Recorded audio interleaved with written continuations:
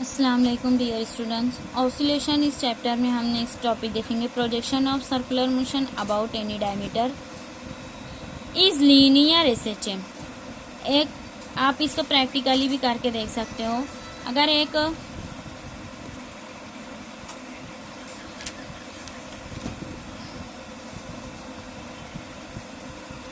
Candle को on करके इस तरह से उसका इमेज देखेंगे आप दीवार पे, उसको हॉरिजॉन्टल सर्कल में इस तरह से मूव करेंगे और इसका इमेज देखेंगे तो ये एक लीनियर सिंपल हार्मोनिक कैंडल यहाँ से यहाँ मूव होते हुए नज़र आएगी, है ना। इसको प्रैक्टिकली करके देख लेना। अब हम डायग्राम में देखेंगे कि ये एक पार्टिकल सर्कुलर मोशन परफॉर्म कर रहा है फ्रॉम ए टू बी। अब इसका प्रोजेक्शन ये लीनियर एसएचएम देखें, अगर हम इसका लीनियर डिस्टेंस तो ये एक्स के बराबर यहाँ पे डायग्राम से हम निकालेंगे in triangle O P B. अब इस ट्रायंगल में देखेंगे sine of theta, it is O P upon O B, है ना। थीटा का opposite upon hypotenuse, opposite upon hypotenuse. O P is equal to O B sine theta, इसको इधर लेकर आ जाएंगे इज इक्वल टू तो ओ बी साइन थीटा। यहाँ डायग्राम से देखो ये distance O P it is equal to X and O B ये रेडियस ऑफ सर्कल है और रेडियस ऑफ सर्कल को हम स्मॉल आर यहाँ पे सपोज किए हैं। तो ये दोनों चीजें डायग्राम से हम यहाँ पुट किए। एक्स इज इक्वल टू लिखेंगे X is equal to R sine of theta. Theta is the angle, ये एंगल को हम जो है लिखेंगे ओमेगा इंटू टी। एंगल यानी displacement, angular displacement, it is equal to velocity into time. Displacement is equal to velocity into time यानी omega into T.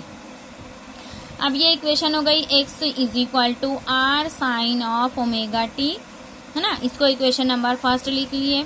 ये displacement की equation when particle performing circular motion. अब circular motion में particle का displacement ये आया हमारे पास। Equation first को अगर डिफरेंशिएट किए D X upon D T तो differentiation of distance is equal to velocity. v is equal to इसको डिफरेंशिएट किए r एज इट इज लिख देंगे ओमेगा t का डिफरेंशिएशन ओमेगा और साइन ओमेगा t का डिफरेंशिएशन कॉस ओमेगा t।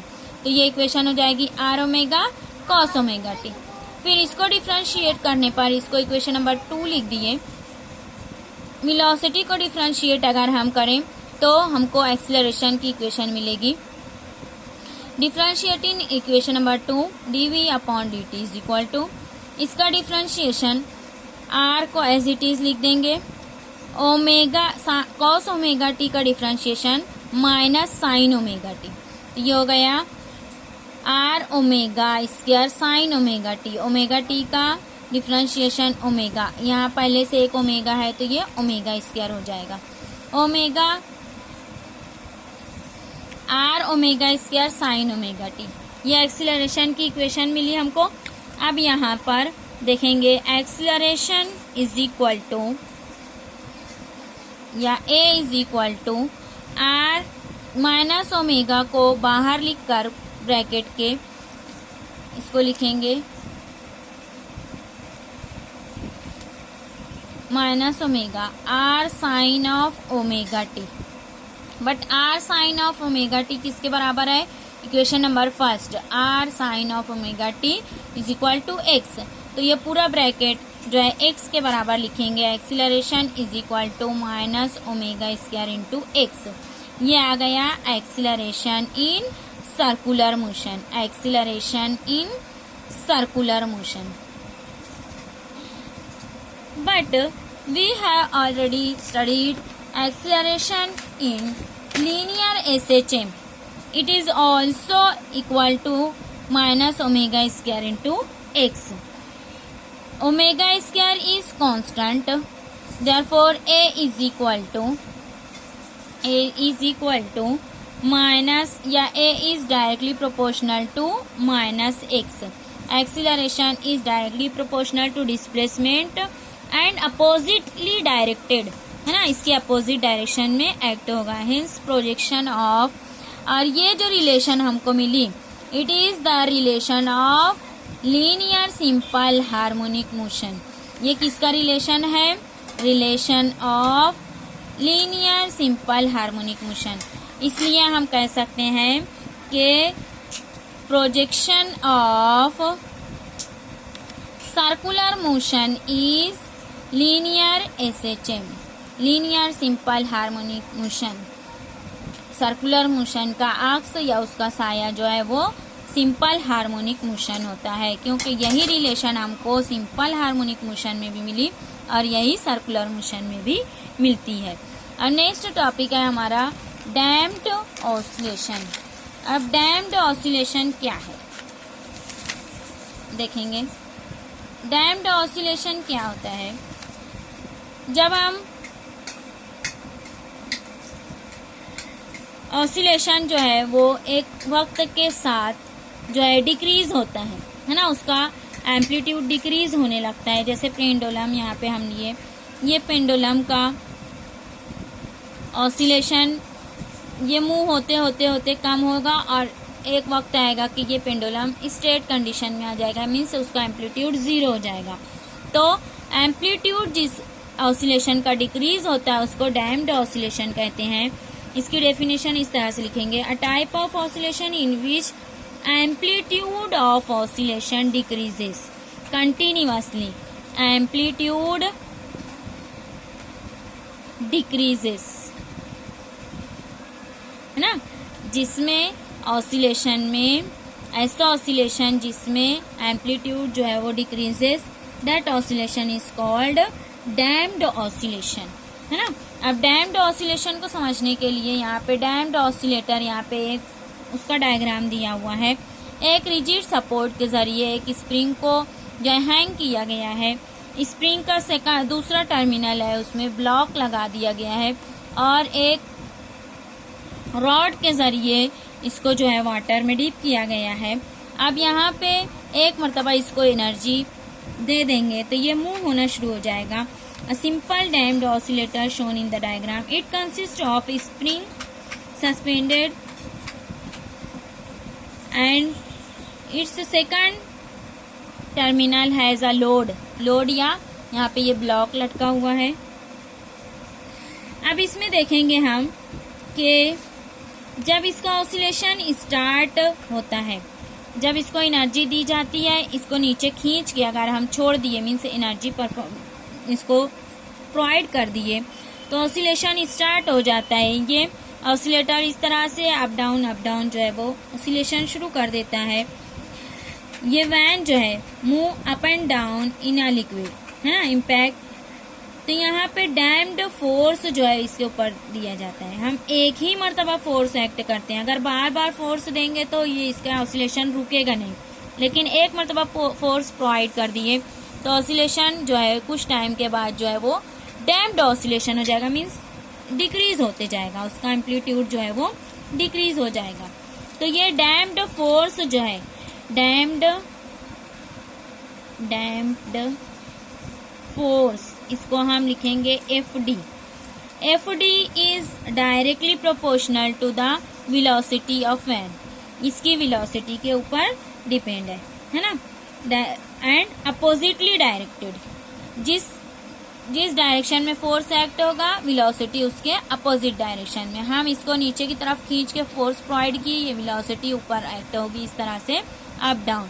तो ये FD is equal to minus sign के साथ minus B into V, where B is constant और कॉल्ड डैम्प्ड कांस्टेंट। इसको क्या कहेंगे? Damped constant. B जो है वो डैम्प्ड कांस्टेंट है ना। अब उसके बाद देखेंगे ऑसिलेशन मोशन। ये जो ऑसिलेशन है वो किस वजह से रुकता है? Due to internal restoring force, internal restoring force. अब ये इंटरनल रिस्टोरिंग फोर्स जो है it is given by Fs is equal to minus K into X. Damped force यानी FD and internal restoring force Fs दोनों same direction में या parallel जो है वो एक्ट होते हैं। पैरेलल टू ईच अदर, दोनों एक दूसरे के पैरेलल होते हैं, है ना। तो resultant force act on this oscillator is equal to F, है ना। Resultant force F is equal to, दोनों को ऐड कर देंगे, F D plus F S, दोनों का एडिशन क्या हो जाएगा, ये damped force is equal to equation first, ये इक्वेशन सेकंड, ये दोनों से हम लिखेंगे minus B V minus K X. अब ये दोनों का एडिशन करने पर हमको मिला force F is equal to M into A, यहाँ पे एम इंटू ए इस तरह से लिखेंगे।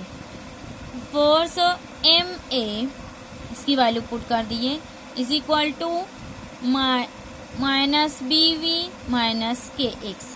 अब इसको हम इज इक्वल टू के एक साइड में लेके आ जाते हैं, M A plus B V plus K X is equal to 0, ये इक्वेशन बन गई। अब यहाँ पे acceleration A is equal to, acceleration की वैल्यू क्या होती है, D square X upon D T, है ना, डी टी स्क्वायर। और वेलोसिटी की वैल्यू क्या होती है, D X upon D T, है ना, differentiation of distance with respect to time. और ये दोनों इक्वेशन इस इक्वेशन में इक्वेशन नंबर ए में पुट करने पर हमको मिलेगा m into D square X, m into D square X upon D T square plus b into D X upon D T plus K X is equal to 0। तो this is the differential equation, this is the differential equation for damped oscillation, है ना। Damped oscillation का ये differential equation है। और इसको अगर हम सॉल्व करें आगे तो यहाँ पे हमको मिलेगा इसका सॉल्यूशन इस तरह से, x इज इक्वल टू यानी displacement is equal to A E raise to minus B T upon 2m cos of omega T plus theta, ये डिस्प्लेसमेंट मिलेगा। और इट इज इक्वल टू, या ये इतनी पूरी टर्म को, ये जो ई का ये इतनी पूरी टर्म जो है इसको अगर हम r के बराबर ले लें तो ये इक्वेशन हो जाएगी x is equal to r cos of omega T plus theta, है ना। तो ये हो गया हमारा displacement in damped oscillation, displacement की ये इक्वेशन मिली।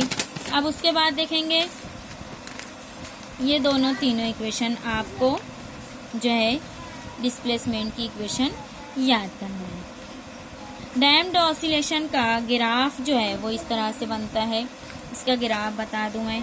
अगर यहाँ पे ये एम्पलीट्यूड ले लिए हम, ये एम्पलीट्यूड y एक्सिस पर और x एक्सिस पर यहाँ पे टाइम ले लिए, टाइम, तो ये एम्पलीट्यूड जो है वो इस तरह से डिक्रीज होते जाता है, पहले थोड़ा कम होते होते होते ये इस तरह से 0 हो जाता है एम्पलीट्यूड टाइम के साथ। ये ग्राफ है डैम्ड ऑसिलेशन का, है ना। अब नेक्स्ट पीरियड में हम एंगुलर सिंपल हार्मोनिक मोशन देखेंगे और उसके डिफरेंशियल इक्वेशन जो है वो ऑब्टेन करेंगे।